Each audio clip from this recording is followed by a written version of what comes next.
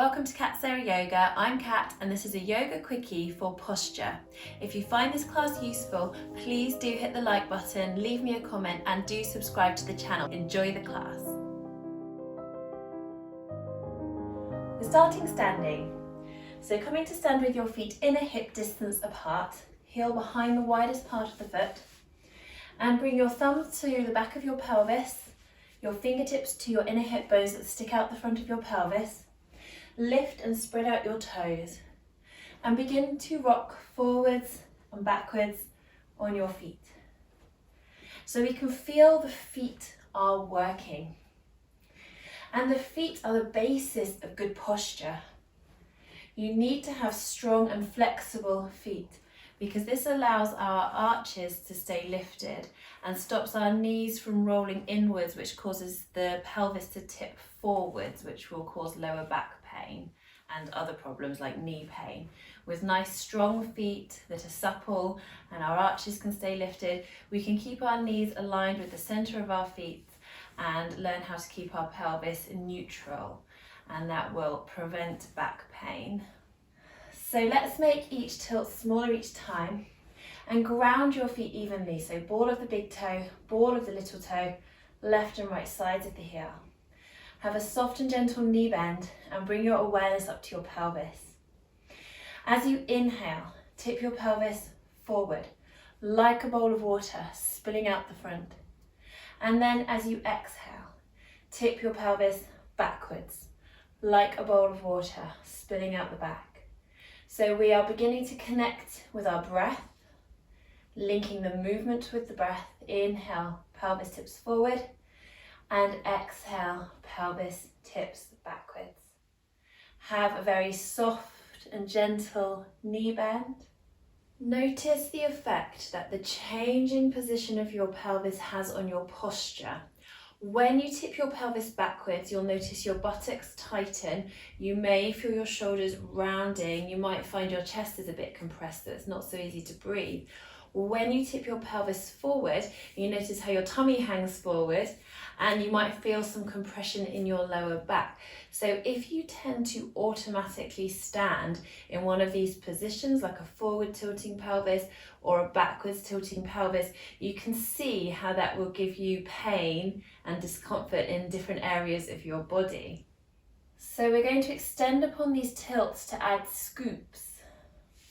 So inhaling, tipping your pelvis forward as before, sink through your knees as if sitting on a chair, and exhale, tuck your tailbone under and imagine that your pelvis were like an ice cream scoop digging ice cream out the tub. So we inhale, tip the pelvis forward, tuck the tailbone under, and exhale, scoop. So you're really lengthening out through your lower back. If you tend to get tension in your lower back, maybe if you automatically stand with a forward tilting pelvis, which I do tend to do, then this will feel really nice for your lower back because you're stretching the lower back muscles that have been tight. This movement also helps to tone your pelvic floor and strengthen it, which is very useful for maintaining good posture. When you're exhaling and scooping, you will also feel an engagement from inner hip bone to inner hip bone. So see if you can notice that happening, that natural engagement of Mula Bandha, the root lock of energy. You may feel the pelvic floor lifting, that hammock of muscle at the base of the body. So see if you can connect with those sensations that will be naturally happening through this movement. Let's make this the last scoop. Inhale, exhale. And then with soft knees, not looking straight, come back to a gentle rocking and then come back to your neutral pelvis. So we find the neutral pelvis, inner hip bones level with the back rim of bone at the back of the pelvis. The pelvis is like a bowl of water that's not spilling. And you may even still feel Mula Bandha engaging. And in gentle, soft and gentle engagement from inner hip bone to inner hip bone, the pelvic floor naturally lifting. See if you can feel that. The shoulders are stacked over the hips directly. Inhale as you circle your shoulders up and exhale them down. Inhale, circle up and exhale down. Feel all the movements that your shoulder blades can make on the back. They can come up to the ears, they can squeeze together behind you, they can slide down away from the ears, they can slope forwards. And let's go the other way, inhaling, circling the shoulders up and exhale down. And as you circle, try to keep the pelvis still neutral. It may start to creep either forward or back depending on your automatic posture. Keep the knees slightly soft and the toes spread out, not gripping with the toes. Nice weight evenly distributed on the feet. So then resting your shoulders down your back as if you could put them in your back pockets and keep them there. The shoulder blades are in their perfect position on the back. They're not sloping forward, they're not squeezing together, they're definitely not up by the ears. They are down away from the ears a bit. So lots of space between ears and shoulders. Turn your palms to face forward. Chin level with the floor, lifted from the base of the skull. Close your eyes. And just breathe here for a moment, noticing all the sensations in your body. You have found Tadasana, or mountain pose, our perfect standing posture. On your next inhalation, sweep your arms around and up and gentle back bend. So you're lifting the heart, you can look up towards your thumbs. Then exhale as you dive forward with a flat back, so hinging at your hips. Let your knees bend. If you've got tight hamstrings, your knees will need to bend. And that's okay if they bend quite a lot. Make sure your belly rests on your thighs. Don't let your weight flow back into your heels, so keep the balls of the feet nice and grounded, because if the weight comes back into the heels, it tends to pop the tailbone down. And we want to be thinking of the tailbone popping up. So even if you've got super tight hamstrings like I have, you can still push the tailbone up. Taking your hands behind your head and clasping your hands. So you're making a little bit of traction, drawing down a little bit deeper into this stretch. Make sure belly's on the thighs, tailbone pushing upwards. And then hollow out your belly. So you're scooping it in and you're engaging through the core now. And as you inhale, slowly begin to roll up, stacking each vertebrae on top of the one underneath it. We're moving slowly, so we will flow with a few rounds of breath, and as you flow into your exhalation, you're still rolling up, drawing the tummy in, lifting the pelvic floor. The core is the powerhouse to the movement as you stack each vertebra up upon the one underneath it.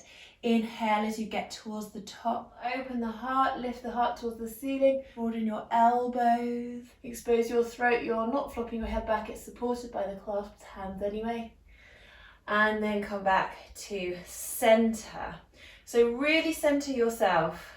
Shoulders over the hips. Release your arms down. Soft knees. Find your Tadasana again. If you want to, have a couple of pelvic tilts just to find that neutral pelvis. Palms face forward, shoulders away from the ears. Let's breathe into the chest wide and full. Inhale, sweeping your arms up. So you're interlocking the fingers now and you're making Kali mudra. So for Kali mudra, you have fingers interlocked and 4 fingers pointing forward. Mudra means hand gesture, and Kali mudra is really wonderful for bringing positivity into the body and mind. And so we've got the fingers extending up towards the sky, soft knees, feet grounding down. Take a nice inhalation and exhaling, extending over to one side. So keep breathing here and the side lean.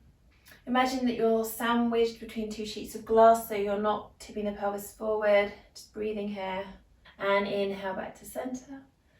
Exhale, extending over to the other side. Breathe here. Feet are grounding down into the air. We're sending away anything that's not serving us. We're drawing positive energy back in. Inhale back to center. And exhale your arms down by your sides again. Just a couple more pelvic tilts. Find your neutral pelvis. Breathe into Tadasana. Just enjoying for a few moments longer, mountain pose. Grounded through your feet, lengthened all up the back of your body, broad across the front of the body and the back of the body evenly, strong and stable like a mountain. Letting your mind once again scan over your body, feet nice and spread, evenly grounded, arches lifted, soft knees, thighs engaged, sucking kneecaps up towards hip sockets. Neutral pelvis, shoulders stacked over the hips, shoulders not sloping forward nor squeezing together.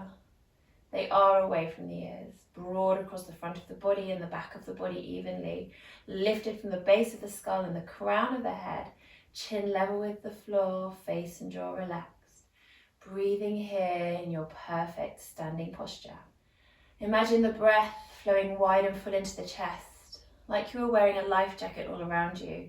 And as you inhale, the ribs expand like this life jacket, forwards, backwards, out to the sides, evenly, not flaring the ribs. You may feel some engagement naturally happening in your core.